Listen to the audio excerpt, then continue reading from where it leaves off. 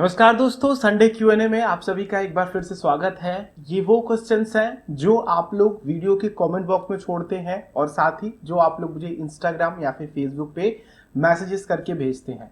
आप लोग भी अपने क्वेश्चंस को या तो कमेंट बॉक्स में छोड़ सकते हैं या फिर अगर आप लोग स्पेशली अपने क्वेश्चंस का आंसर चाहते हैं तो आप हमें इंस्टाग्राम पे कांटेक्ट कर सकते हैं या फिर फेसबुक पे। तो वहां मैं आप लोगों को या तो रिप्लाई दे दूंगा या फिर हर संडे में एक क्यूएनए रखता हूं, जैसा कि आप लोग इस वीडियो में देख रहे हैं, उसमें मैं इस क्वेश्चंस को कवर कर दूंगा। तो चलिए वीडियो को स्टार्ट करते हैं। आप देख रहे हैं द इंग्लिश वीवर चैनल और मैं हूं रवि। आप सभी का एक बार फिर से हमारे और आपके द इंग्लिश वीवर चैनल में स्वागत करता हूं। अगर आप लोगों का इंटरेस्ट इस तरह की वीडियोस देखने के लिए है जिसमें कि इन्वेस्टमेंट किस तरह से किया जा सके, म्यूचुअल फंड हो, शेयर मार्केट हो, या फिर आप लोगों के fixed instrument, fixed deposit, RD या फिर इंश्योरेंस प्लान, तो आप लोग हमें सब्सक्राइब कर सकते हैं और बेल आइकन को क्लिक करेंगे तो आने वाली वीडियोस की नोटिफिकेशन आ सकेगी। चलिए वीडियो को स्टार्ट करते हैं। तो सबसे पहला क्वेश्चन है दोस्तों, एजुकेशन लोन के लिए इन्होंने डिप्लोमा कर रखा है, अब बीटेक के लिए प्रोसीड करना चाहते हैं, तो ये एजुकेशन लोन चाहते हैं तो क्या प्रोसीजर होगी।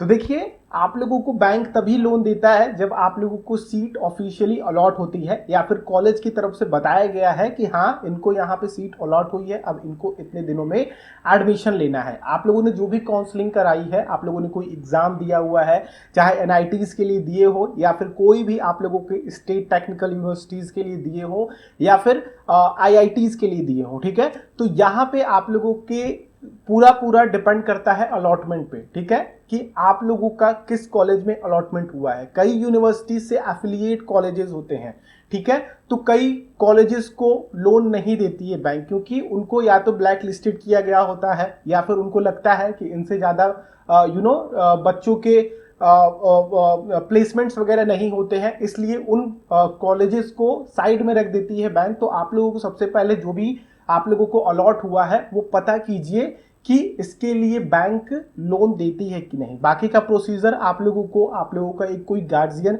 जो कि एक हिसाब से आप लोगों का गारंटी लेना पड़ेगा उसको कि हाँ आप लोन चुका सकेंगे। अगर आप नहीं चुका सकेंगे तो आप लोगों को कोई कोलेटरल भी देना पड़ेगा, जो कि बैंक आप लोगों से मांग सकती है। एफडीज वगैरह हो सकती हैं या कोई कागज हो सकता है, कोई लैंड के कागज हो सकते हैं, वो कोलेटरल के रूप में आप लोग उसको यूज कर सकते हैं।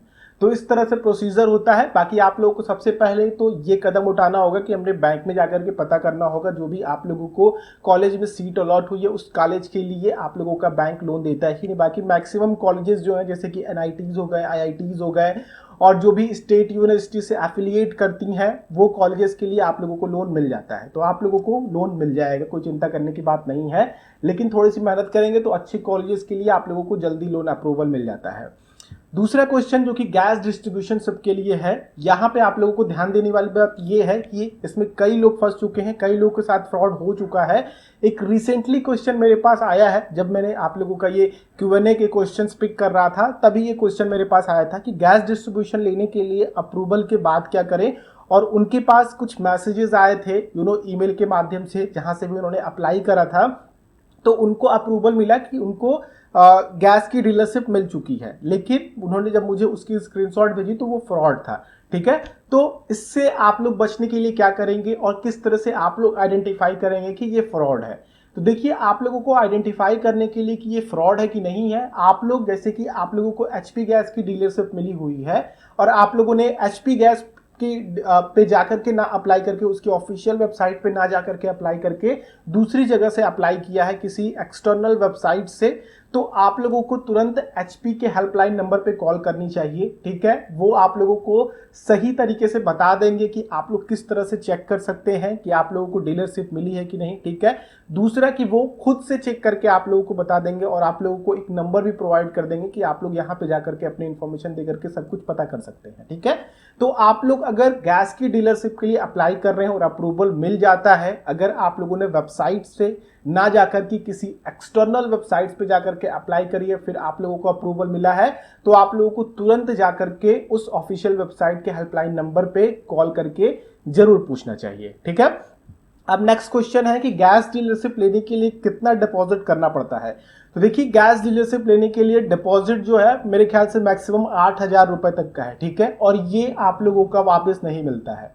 इस बात का आप लोग ध्यान रखिएगा, जब भी आप लोगों को मिल जाती है जगह कि हाँ भैया आप लोगों को गैस की डीलरशिप मिल चुकी है, ठीक है, आप लोगों ने अप्लाई कर दिया है, आप लोगों ने फॉर्म भर करके डाल दिया है, तो ये जो पैसा होता है ये आप लोगों को रिटर्न नहीं मिलता है। तो इस बात का आप लोग ध्यान रखिएगा। बाकी अलग अलग एरियाज के अकॉर्डिंग अलग अलग होते हैं, कहीं 3,000 लगता है, कहीं 5,000 लगते हैं, कहीं 8,000 लगते हैं।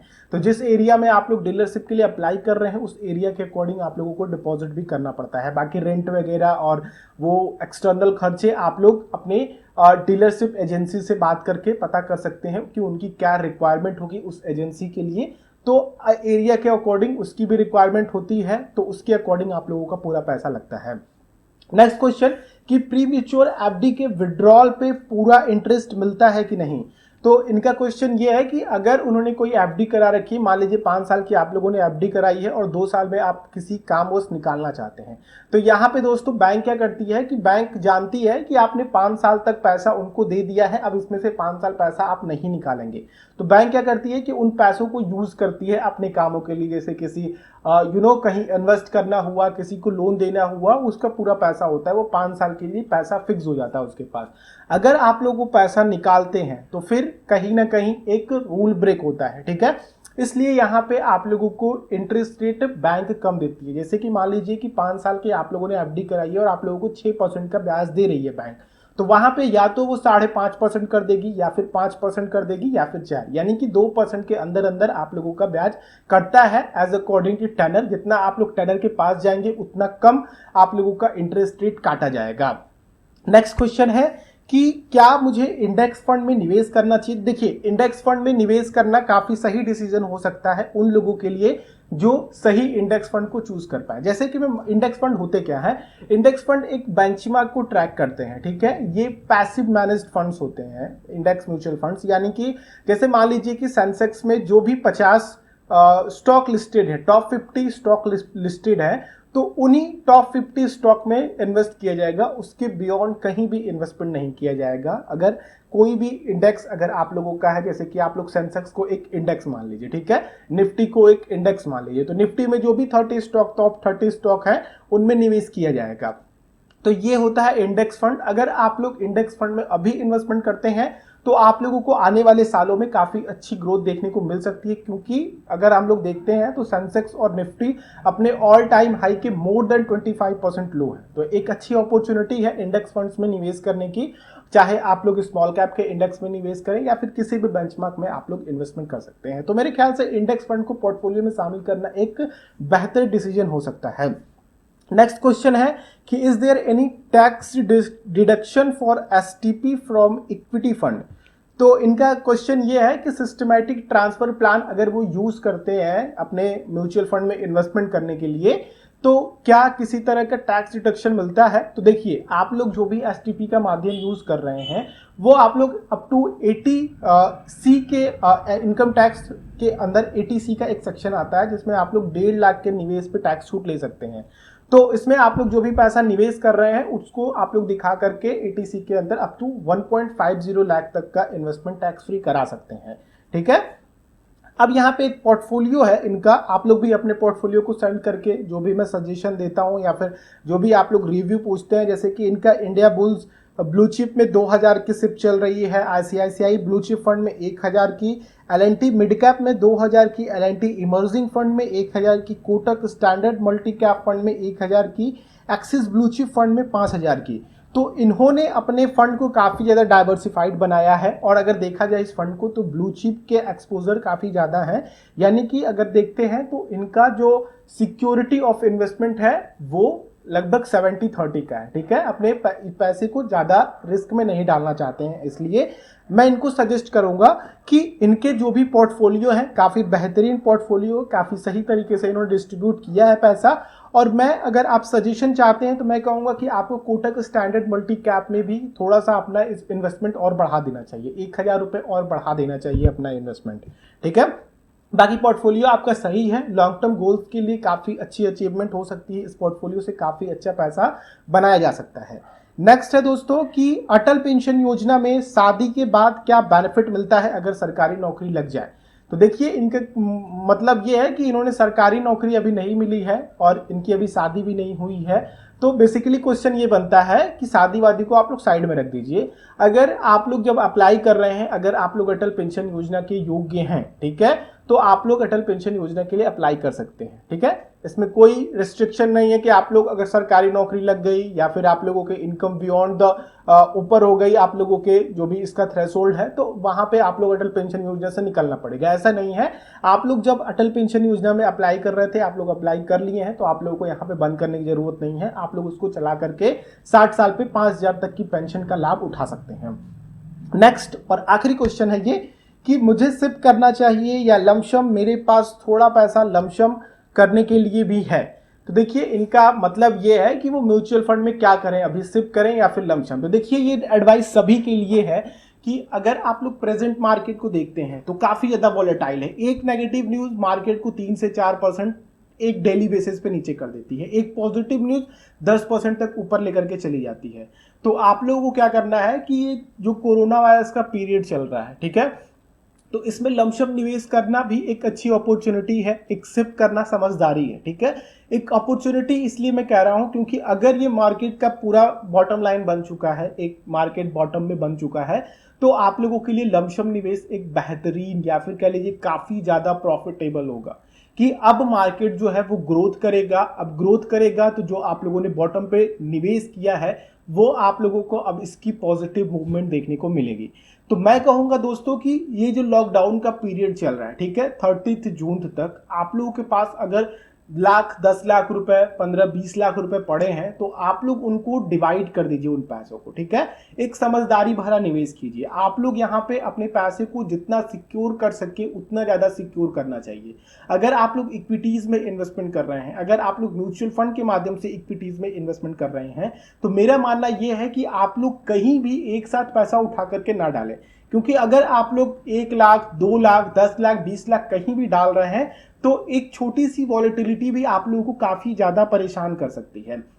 तो आप लोगों को क्या करना चाहिए कि मार्केट अगर अप ट्रेंड में है, अगर मूव कर रहा है, तो आप लोगों को तब भी पूरा पैसा एक साथ नहीं डालना चाहिए। आप लोगों को तब भी वहां पे वेट करना चाहिए।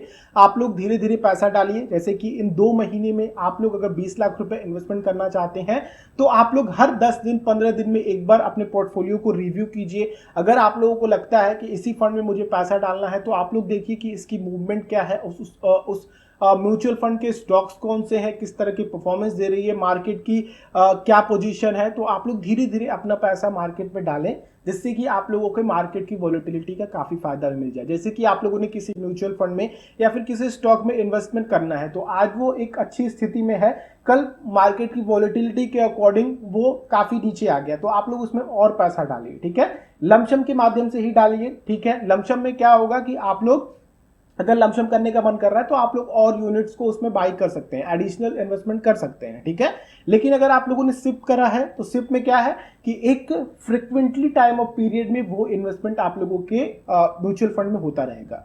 तो अगर आप लमसम का मूड बना रखे हैं तो आप लोग अपने अकॉर्डिंग लमसम को डिस्ट्रीब्यूट करने दीजिए। ठीक है, एक साथ पैसा मत डालिए। तो मेरे ख्याल से आप लोगों को समझ में आ चुका है कि आप लोगों को क्या करने चाहिए। और ये जितने भी क्वेश्चंस थे इसमें से अगर आप लोगों का कोई क्वेश्चन हो या फिर आप लोगों को कोई सजेशन हो तो कमेंट बॉक्स में छोड़ दीजिएगा।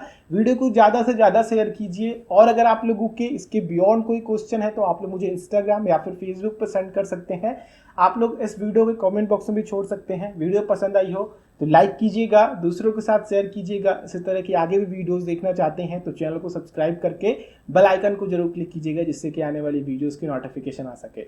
हम लोग नेक्स्ट वीडियो में मिलते हैं, तब तक के लिए आप लोगों का दिन शुभ हो। जय हिंद।